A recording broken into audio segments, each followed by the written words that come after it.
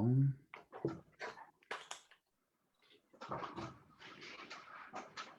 All right, just went live on Instagram. Give everybody a second.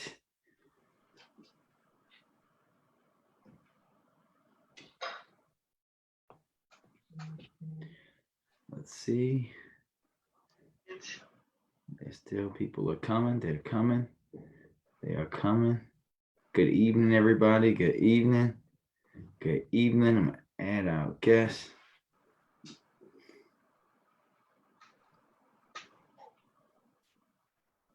Boom. There we go. Good evening, everybody. We're going to get started in just a second. Give everyone a second to join us. As you can see, we have a very special guest tonight for the live. So thank you all for joining us. Thank you all for joining us. Can everyone, hopefully everyone can hear us. So thank you. Let's see here. We're going to give you guys another minute. Good evening, everybody. Good evening. And then we will get started. And we promise you guys, we will not have any Teddy Roddy technical difficulties on our live tonight.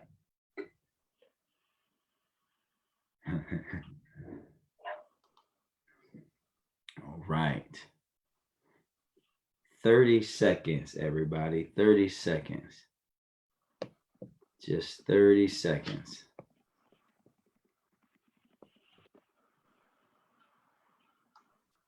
And we will get started. All right. All right. Well, good evening, everybody. Welcome to another edition of Brandon's Briefing on COVID-19. I am joined tonight by a very, very special guest, someone that all of Baltimore is familiar with seeing, a now former reporter from WBAL, Vanessa Herring. Vanessa, thank you for joining us tonight. We're going to be talking tonight about COVID-19 in the media. We'll give Vanessa some good time to talk about the media, how it was covering during this crisis, how it impacted and things that we heard. But before we go to our special guest, as always, want to start by giving everyone the latest numbers. We currently have 12,830 cases of COVID in the state of Maryland, 486 deaths statewide. In Baltimore City, we have a total of 1,392 cases, and 46 out of the 486 COVID-related deaths in Maryland are here in the city of Baltimore. And of course, 21215 here in Baltimore is the leading zip code. Remember, as of yesterday, when you're out going and doing your essential things, you have to have facial covering. So make sure that you're doing that here in Baltimore and across the state of Maryland, not just because myself, the mayor, the governor said you should do that, but because it's the right thing to do and the advice of the public health professionals to keep you healthy and safe. All Baltimore residents and visitors are advised to do that. This is based on the latest guidance from the CDC and will remain in effect until the state of emergency is lifted. This is something, everyone, that we know is tough, but we have to do in order to continue to practice and follow the best advice of public health professionals. Employers will also be putting in protocols and practices around policies and face covering. So be sure to continue to let us know when places are not doing that. Also, just a reminder really quickly, face covering should fit snugly but comfortably against the face, be tied with secured with ear loops or ties, include multiple layers of fabric, allow for breathing without restriction, and be able to be laundered and machine dried without damage or change to shape. And you can always find more guidance at cdc.gov. Now I want to welcome in our very special guest, Vanessa. I think everyone in Baltimore knows you, but tell them who you are, and then talk about, after your introductions, talk about what role you think the media has played in this pandemic of COVID-19. So hi, everyone. It's good to see some of you who I haven't seen in a while. If you don't know me, my name is Vanessa Herring. I was a reporter at WBAL for about 5 years. Now I am at home relaxing, and I do feel fortunate because a lot of people are at home and that wasn't planned. I plan to not be working right now. So I feel fortunate to be able to be home and staying safe and spending time with my family, along with having planned and prepared for that. So it's a blessing, not exactly how I thought I'd be spending this time, but I'm enjoying it nonetheless. So I think that the media is playing a really important role in this pandemic, especially with getting information out. There are still people who have to be out there and do interviews and ask questions if things aren't happening the way they should. And so the media plays a really important role in getting that information out and making sure that we all have access to that information. I know that everyone doesn't always like what the media has to say. So I think that especially during this time when information is really important, if you find one reporter, one media source that you can believe in, then get your information there. It's just important that you do have access to the information, that you're getting the latest updates. So, you should be able to find one person that you can trust in and get your updates from them. So I think that everyone's doing really important work, and it's not easy being out there with everything closed for the most part, everyone at home. So everyone out there is doing like a really good job in making sure that And we all stay informed. And Vanessa, talk about that a little bit more too, because we know that there are some news sources that are trusted more than others. Here in Baltimore, you know better than anyone how true that is. But as someone who, from my standpoint, always handled your job with dignity, respect, and fairness, as a reporter, how do you or did you go about ensuring that the people are receiving the most accurate and up to date information, and how important is that in a crisis like this? I think just taking a beat sometimes, I always try to double check, make sure that I have everything correct because a lot of people are depending on your information. So you don't want to put anything out there that's not correct. And if by chance you do, everyone makes mistakes. So I know sometimes reporters get beat up on if they put out information that's not accurate, but everyone does make mistakes. And so I think that just knowing that no one is putting out inaccurate information on purpose and correcting it as soon as you realize that there is an error or a mistake is really important. But like I said, just find one person at least that you can believe in, and even if that person gets it wrong, let them know like, hey, I really rely on you. I just want to let you know that you got this wrong. And usually, reporters are receptive to hearing that feedback because we really do work for you to get that information to you. Thank you. Thank you. Thank you, Vanessa. And then talk about like the stuff that we saw over the weekend and yesterday, how crazy that stuff was. Uh, how would you have dealt with a situation like that when you have to report on what those individuals are saying, but you also have to try to make sure that people are still adhering to the advice of public health professionals, but not trying to push down people's opinions because this is America and everyone has the right to free speech. I think the most important thing is just to always remain objective.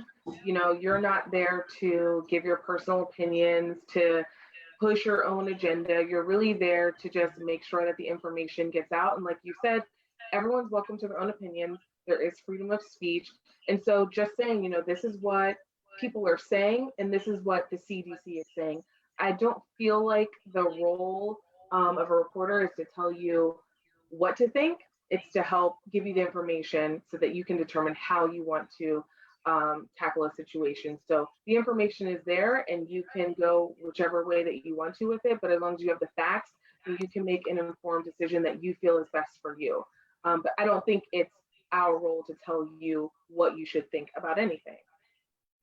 Yeah, and there's been a lot of false information circulating in the media, targeting vulnerable populations, talking about, for example, Black people can't track COVID at the beginning of this thing, and then now you're seeing the people with the scams. Actually, I have to introduce a law around targeting people who are targeting people, scamming people during this crisis. Talk about how you, in your job, would identify fake news and go about handling that. The first thing is to do your research, and that's for anybody. So if you see an article that seems a little fishy, like even there was a Colin Kaepernick article that was out, I think maybe like a week or two ago, and it was tweeted from a fake Sports Center account, and it got a lot of traction. But if you click the account and did, 5 seconds of research on Google, you can easily track down whether something is true or not. So I would say that if you see an article about, a certain population can't get the coronavirus, or that a certain kind of face covering is not recommended, go to a source that you can trust. So start with the CDC, go to the Maryland State website, the Baltimore City website, and look at that information and compare it to what you're seeing. And you should be able to weed out what is true and what isn't. And sometimes it is hard. Some of these sites look real, but you do have to put in a little bit of research, especially when your health is on the line. It's worth it to just take a couple seconds, look it up, and see if you can, figure out if it's true or not. Yeah, and remind everyone that you can send your questions in. Any questions you have for us, send them in now. We will be sure to get to them in just a second. So please, if you have questions, start sending them in. We know that you guys always have great questions for us on these lives.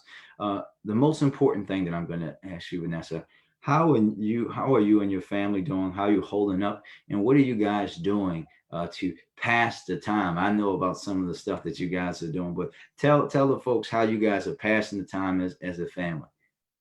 So we are holding up pretty well. It's just me and my husband here. So we are trying to stay creative and entertained. So we've had club living room. He has DJ equipment, so he DJ'd. We had like a little club light, so we enjoyed that. We've been playing games. We have the quarantine games going. They're Uno, Farkle, Skippo, and Tonk. So we play at least one or two every night. We're gonna have some kind of prize at the end, but it is like really competitive. So we've been trying to get our games in.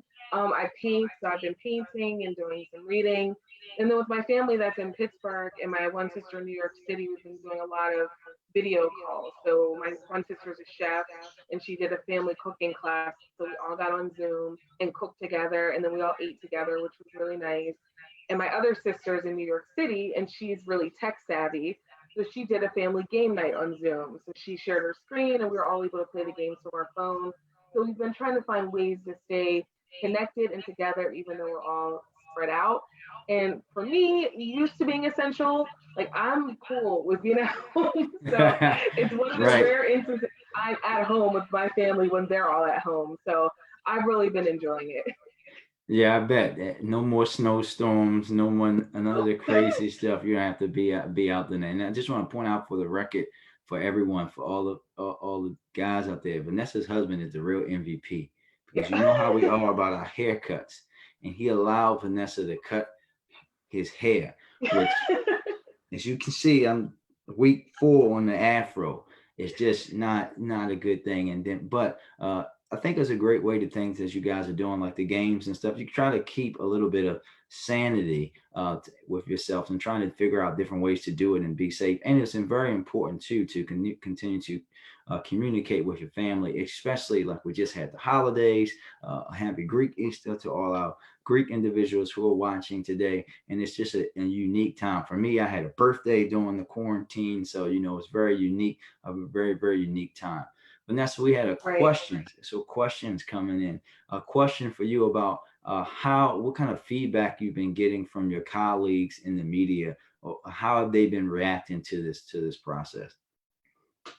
I think everyone is just really adjusting. I think that's kind of the nature of what we do. You adjust.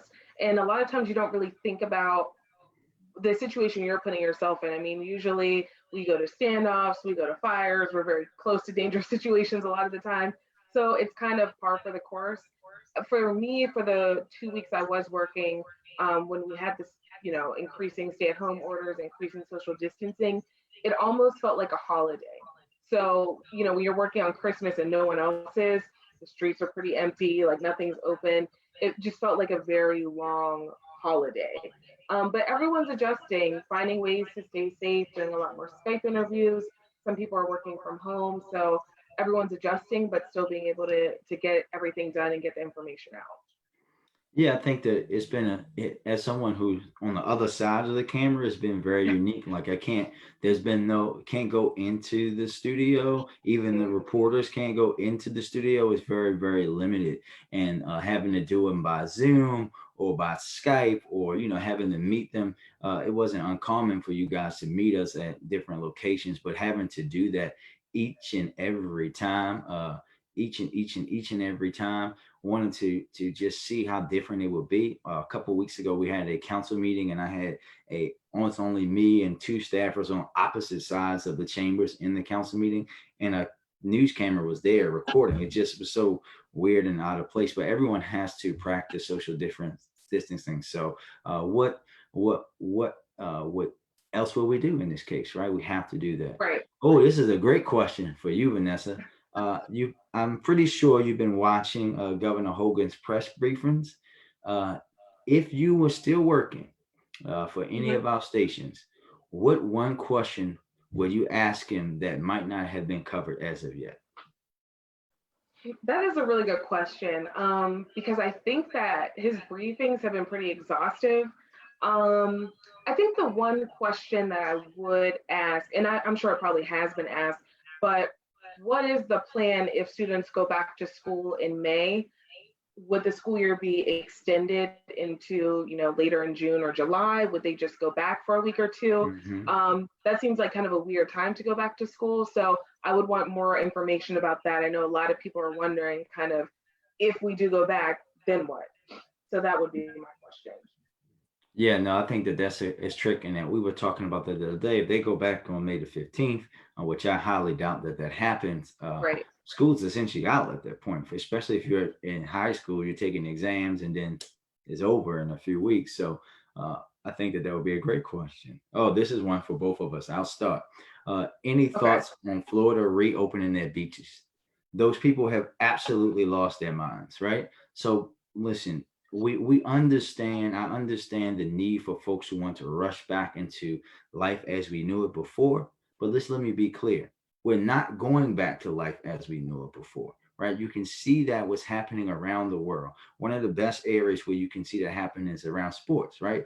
Look at the countries where soccer and baseball are going on. They're saying that they're going to, or basketball, they're going to have games. They're going to have them with no one in the stands. The teams are going to be all living in one city or a couple cities. We Life is not going to just flick back on as normal. And these people in the government in Florida who are allowing these beaches to reopen, they're just putting people at risk. And this is how people will die because they're being irresponsible. Vanessa, I don't know if you wanted to talk about that at all. I mean, I just think, like, do y'all want to be inside until 2021, 2022? Like, let's just stay inside now for as long as we have to, and hopefully everything can reopen. I don't think, it'll be the same, but at least we can be healthy and be outside. But I think, the more everyone just stays at home, stays safe, the sooner we can all get back to life. So I think the rush to kind of want to do everything right away until we really know if it's safe is a little much. Yeah. This is one for you, Vanessa. Uh, you said you guys have a COVID game thing going on. Who's winning? Okay, so it goes back and forth, but the other night I had a clean sweep in all the games. I was very proud of myself. But my husband has really been beating me in Farkle. I've only won twice. He's won like 9 or 10 times. So like if I win a couple games, he like gets that game out like, all right, let's play that one. Oh Um, wow. but it's been going back and forth. It's been going back and forth. He's been beating me a lot in Farkle and in Tonk. He's really good. But Skippo is my game, so I've got a handle on that. For those who don't know, Skip Bo is a game created by the folks who created Uno. So you should Yeah, order it. Target has it, so you should order it. It's a great way to spend your COVID time. This one is for me. right. How are we assisting residents with rental hardship? Can we count on the city and state for funding residents that are under affordable housing income limit? So this is something that I've been pushing, and we're going to continue to push. You should go to BaltimoreCityCouncil.com, click COVID-19, look at my COVID response policy paper, and you'll see the things that we're pushing and how I'm saying we need to look out for those who own rental homeowners. Everyone, we know that we're going to have to help lift all boats, right? We have to rise all boats throughout this crisis because it's something like we've never ever seen before. We have to continue to do that and focus on the needs of all of our citizens. But that's another question for you. Uh, what advice would you just give to all of our viewers, everybody in Baltimore, of knowing with your knowledge of the media, how things are working, hearing what's been going on for COVID between a whole bunch of folks. What what advice would you give to folks who are just out there dealing with COVID? What would you advise them to do? I would say one of the things I think it's really important to make sure that you are taking care of yourself during this time. So, especially mentally, I know there's a lot going on with the media. There's briefings every single day. I mean, you can just do a deep dive every day into like horrible, tragic stories that you could read one after the other about shortages, about all kinds of things. So, I would say take a step back. You don't have to immerse yourself in all of the coronavirus information all day long, all the time. I personally am not. So even I'm like, I take a break from the news, make sure that you get the updates that are important for you, for your state, for your county, for your city. But you don't have to follow every single thing step by step. I think after a while it can start to wear on you. So just make sure that you are protecting your own health, mental health, and peace. Try to stay physically fit. I mean, that's so important, even though we're still at home. So a lot of free at home workouts. I go to Orange Theory, which is closed now, but they're putting up free workouts on YouTube. So I've been doing that a couple times a week, eating healthy, just, do all the things that you would do for yourself if the world was the way it was. Yeah, thank you. And actually, we got a question here. Someone said earlier they want to know about your skincare regimen. So I figured one of the young ladies wanted to know about your skincare regimen. So floor is yours. Skincare, if you wear makeup, I would say use an oil-based pre-cleanse. I use one from Dermalogica. You put that on your face dry, and that takes all of the makeup off. Then you want to go ahead with your cleanser. So I go between a couple cleansers, but any cleanser will do. Exfoliate 2 to 3 times a week, either chemically or mechanically. So if you have a scrub, that works. And the chemical exfoliants are kind of like a stronger face wash, whichever is best for your skin type. I personally like the mechanical just a little better, but if I'm having a breakout or something, I use chemical. And then you want to moisturize. So I try to do that every night. And then in the morning, I just wash and moisturize. And I usually try to get a facial or microdermabrasion once a month. That's not happening right now, but I throw that in there and that helps keep everything the way I like it. All right, there you go, ladies. You can come to the council president. He'll get you all the kind of advice you need. Uh, all the advice you need. All right, Vanessa, I got two things before I get you, allow you to last some remarks and we'll get you out of here. We know we know that the last night there was a big supposed to be a big musical battle on. I like to try to ask our guests some non-COVID related things. There was a big music battle on Instagram between two 90s icons, Teddy Riley and Babyface. There were a lot of technical difficulties on the Teddy Riley side. Who who were you with? Who was going to win that battle? Babyface or Teddy Riley? That is a hard one. Um, I might have to go with Teddy Riley. I think I Oh, Teddy Riley. I think so. It's a hard one, but I think I who would go with puts him over the top?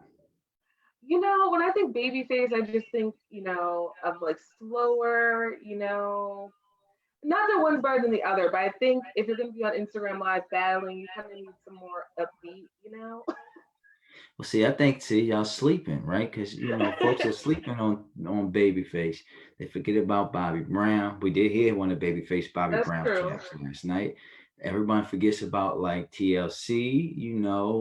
That's a good point. Yeah, so and he might even have an outcast in his back pocket. So like the range of Babyface. And now, no matter what Teddy Riley does when it comes back, Babyface is going to win. So Right. there's no way he's going to come back from that.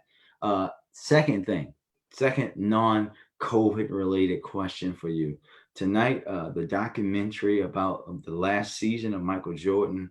Uh, airs on ESPN at 9 o'clock. Everyone, make sure that you're watching and pay attention. And ESPN, if you're listening, please don't allow Teddy Riley near any controls. But who's the greatest basketball player of all time?